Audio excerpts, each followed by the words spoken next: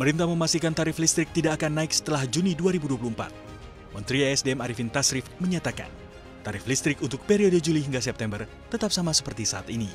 PT PLN berhak melakukan penyesuaian tarif setiap bulan untuk 13 golongan pelanggan non-subsidi. Tarif listrik mengacu pada parameter ekonomi makro seperti kurs, Indonesia Crude Price, inflasi, dan harga batubara acuan. Meskipun kurs rupiah melemah hingga 16.445 per dolar Amerika Serikat pada 21 Juni 2024, tarif listrik tetap tidak naik. Pengumuman resmi tarif listrik periode Juli 2024 akan dilakukan akhir Juni 2024. Berbeda dengan wilayah lainnya di Indonesia, tarif dasar listrik untuk wilayah Batam mengalami kenaikan. PT PLN Batam menaikkan TDL pasca menahan tarif sejak 2017. Direktur Jenderal Ketenagalistrikan, Jisman P. Hutajulu mengungkapkan, penerapan tarif adjustment triwulan 3 2024 PT PLN Batam berkisar antara 6 hingga 9,83%. Kenaikan hanya akan menyasar 11 dari 23 golongan pelanggan.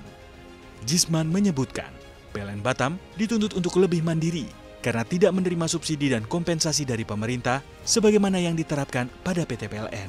Sementara itu, keputusan terkait harga BBM masih belum diputuskan dan belum dibahas. Arifin menekankan bahwa kenaikan harga BBM non-subsidi akan mempertimbangkan daya beli masyarakat.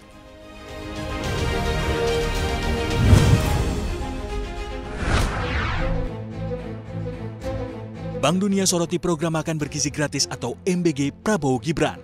Bank Dunia menilai program MBG tidak berdampak pada pengentasan stunting karena tidak ditargetkan untuk 1000 hari pertama kehidupan. Namun, program ini disebut bisa berdampak pada keberagaman pola makanan dan juga anemia anak-anak sekolah, tergantung pada komoditas yang ditawarkan.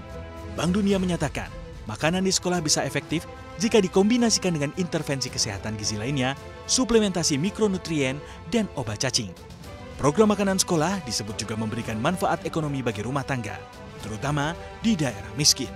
Pemerintah dan tim gugus tugas sinkronisasi Prabowo Gibran mengumumkan, anggaran makan siang gratis untuk tahun pertamanya akan menghabiskan 71 triliun rupiah.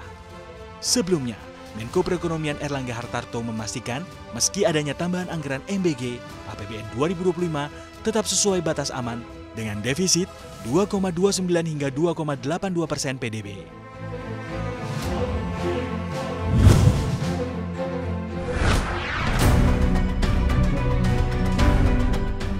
Direktorat Jenderal Pajak Kementerian Keuangan melaporkan sektor ekonomi digital menyumbang 24,99 triliun rupiah melalui pajak.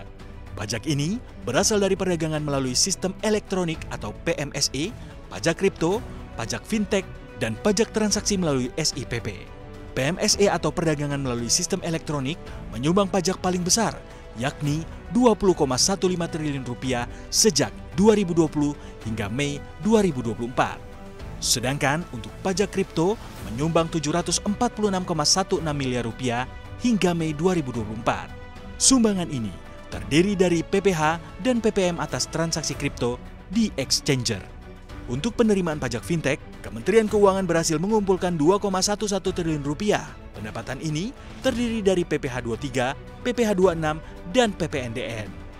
Terakhir, untuk pajak SIPP atau Sistem Informasi Pengadaan Pemerintah menyumbang 1,99 triliun rupiah hingga Mei 2024. Pendapatan ini terdiri dari PPh dan juga PPN. Hingga Mei 2024, terdapat 172 pelaku usaha PMSE yang ditunjuk sebagai pemungut PPN. Penerimaan pajak dari sektor ekonomi digital disebut menunjukkan kontribusi signifikan terhadap pendapatan negara.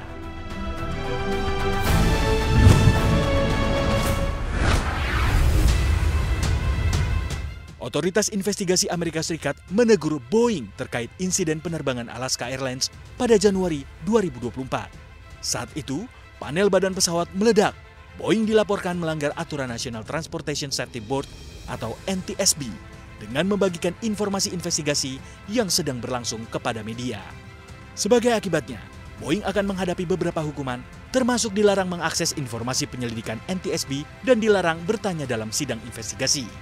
Akibat kejadian ini, perusahaan meminta maaf kepada NTSB dan menawarkan klarifikasi tentang upaya mereka untuk meningkatkan kontrol kualitas. Sementara itu, skandal lain menghantui Boeing terkait pengungkapan whistleblower tentang masalah manufaktur yang berpotensi berbahaya pada pesawat Boeing 787 Dreamliner.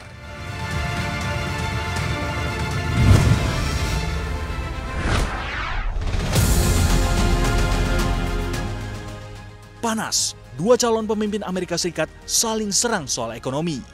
Joe Biden menyerang Donald Trump terkait kehilangan lapangan kerja selama pemerintahannya dan menyoroti dampak pandemi COVID-19 yang merusak ekonomi global pada 2020. Biden menekankan bahwa hampir 22 juta pekerjaan hilang di bawah kepemimpinan Trump. Hal ini menyebabkan tingkat pengangguran meningkat secara signifikan. Dalam debat, Biden sempat mengakui bahwa di era Trump terjadi pemulihan sebagian, yakni dengan pembukaan lebih dari 12 juta lapangan pekerjaan pada tahun 2020. Meski demikian, Biden juga menegaskan bahwa kondisi ekonomi Amerika Serikat justru terus memburuk ketika dia memasuki jabatan di era 2021. Di sisi lain, Trump juga menyalahkan Biden atas tingginya tingkat inflasi saat ini. Trump mengklaim dirinya berhasil menjaga inflasi rendah selama masa pemerintahannya dan diketahui inflasi Amerika Serikat sempat mencapai puncaknya pada Juni 2022 dengan laju inflasi berada di level 9,1%, meskipun saat ini telah turun menjadi 3,3%. Dalam debat tersebut, Biden menyoroti bahwa pandemi dan gangguan rantai pasok besar-besaran sebagai penyebab utama inflasi. Sementara, Trump menekankan kegagalan The Fed dalam mengatasi situasi ini.